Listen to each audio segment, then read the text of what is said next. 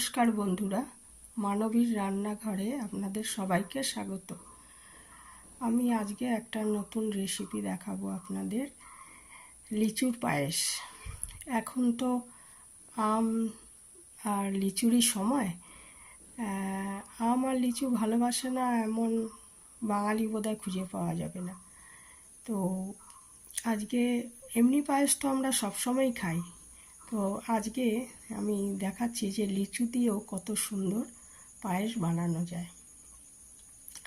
আসুন তাহলে দেখে নিই কীভাবে এটা তৈরি করলাম। লিচুগুলো এইভাবে ছাড়িয়ে নিয়েছি, বীজগুলো বার করে দিয়েছি আর কি। এরপরে ওই তৈরি হয়ে যাওয়া পায়েসের মধ্যে এগুলো দেব।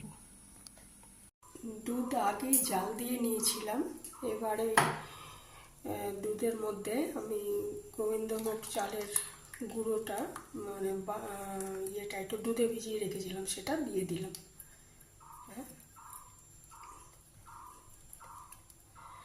দিয়ে এটা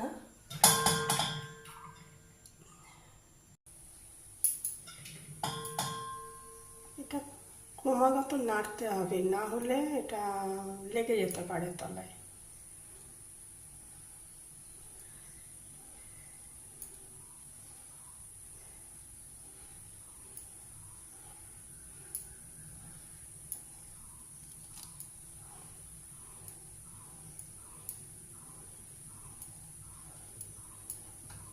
আর আঁচটা মিডিয়াম রাখতে হবে, না হলে এটা উতলে পড়ে যেতে পারে আর কি।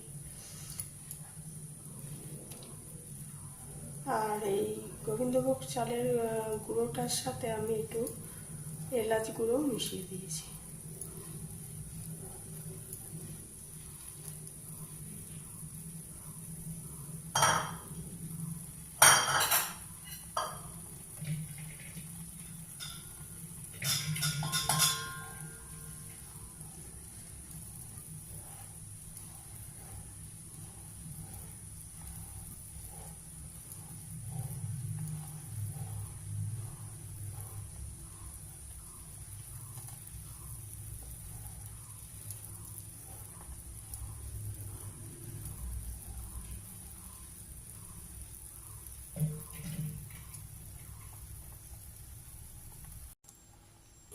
এইভাবে প্রায় 10 মিনিট রান্নার পর যখন ওই চাল গুঁড়োটা সেদ্ধ হয়ে যাবে, তখন আমরা এর মধ্যে হাফ কাপ মতো কনডেন্সড মিল্ক দিয়ে দেবো।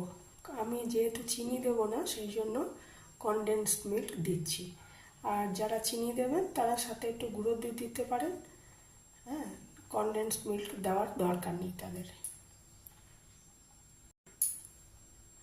হাফ কাপ মতো কনডেন্সড মিল্ক এর সাথে আমি দিয়ে দিলাম।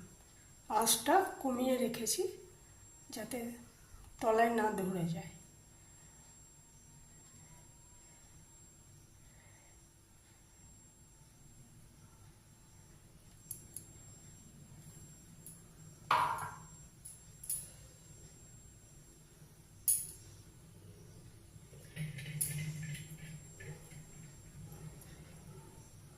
এইভাবে আস্তে আস্তে এগুলো সব মিশিয়ে দেবো।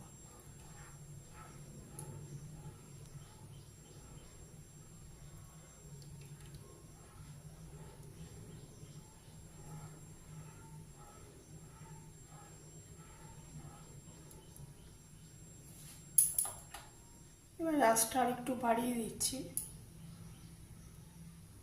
দুধটা এটা আর একটু ঘন হয়ে এলে এটা বন্ধ করে দেবো।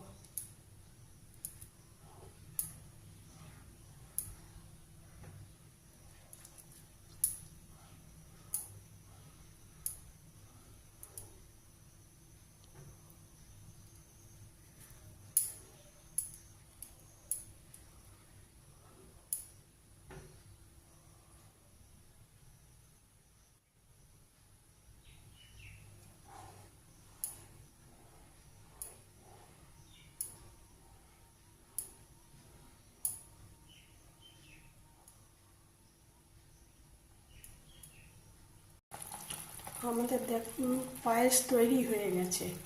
এরপরে আমি ওভেনটা বন্ধ করে দেবো।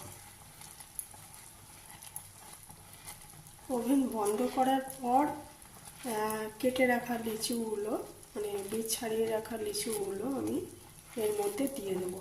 লিচু দেওয়ার পর আর গ্যাস কিন্তু অন করব না। হ্যাঁ, অন করলে লিচুর মানে লিচুটা যদি ফোটায় তাহলে লিচুর স্বাদটা নষ্ট হয়ে যাবে। গ্যাসটা অফ করে দিয়েছি। এবার পায়েসটাও তৈরি হয়ে গেছে। এবার আমরা লিচুগুলো এর মধ্যে দিয়ে দেব। দিয়ে এই গ্যাসটা বন্ধ থাকা অবস্থাতেই নেড়ে দেব, নাড়াচাড়া করবো ভালো করে। এই সময় ইচ্ছা করলে আপনারা